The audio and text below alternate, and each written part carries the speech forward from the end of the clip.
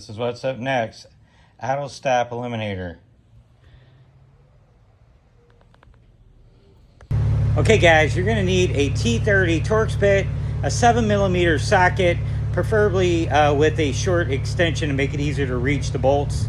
Let's do it. The Autostop Eliminator is installed. I'm gonna walk you through how I did it. Step 1, use your T30 Torx bit. Remove the 2 bolts that hold this handle here on the passenger side. You have to get that out of the way.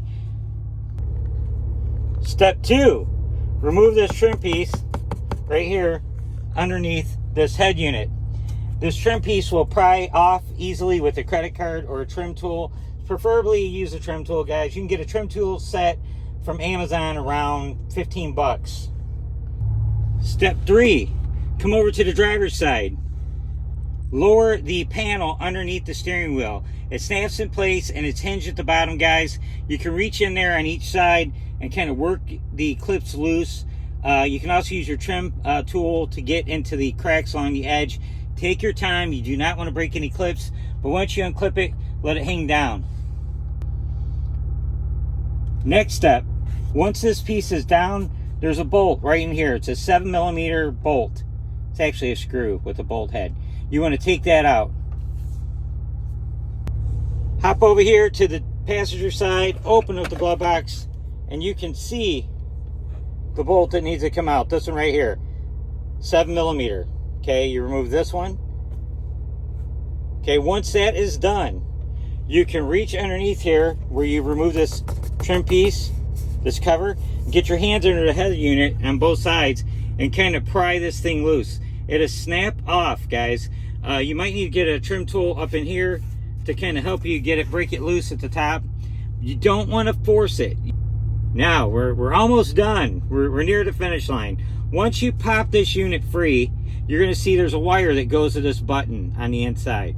There's a wire harness. You're going to disconnect that wire harness from this button.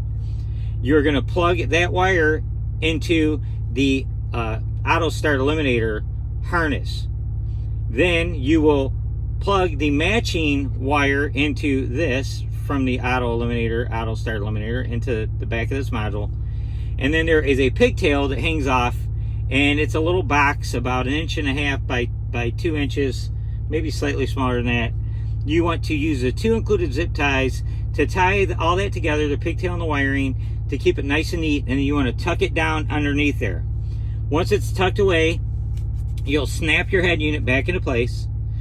You'll go back over onto the driver's side, replace the bolt that you removed, snap the panel back in place carefully, come back over to the passenger side, reinstall this bolt, this 7mm bolt.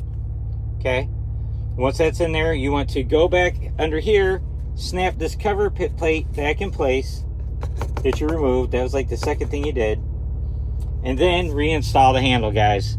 And that's it. And don't get crazy tightening the bolts down. They don't have to be super tight. You don't want to strip the heads on these things.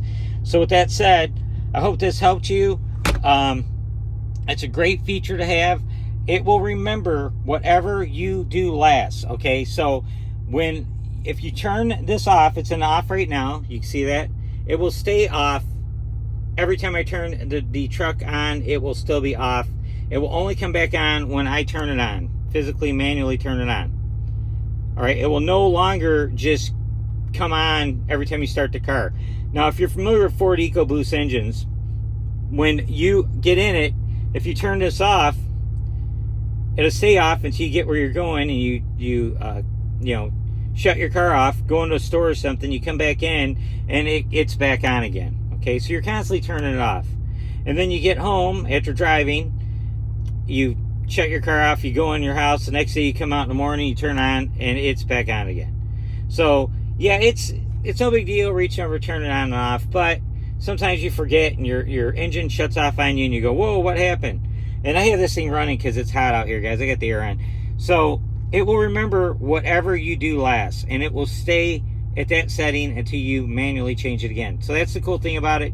I bought mine from CJ Pony Parts, and I believe it was $89. So they're right around $99, $99. 10-minute install. Simple tools, nothing too complicated. Get you your T30 Torx bit, get you your 7mm socket, an extension, and you're good to go. We'll talk to you later, guys. Bye.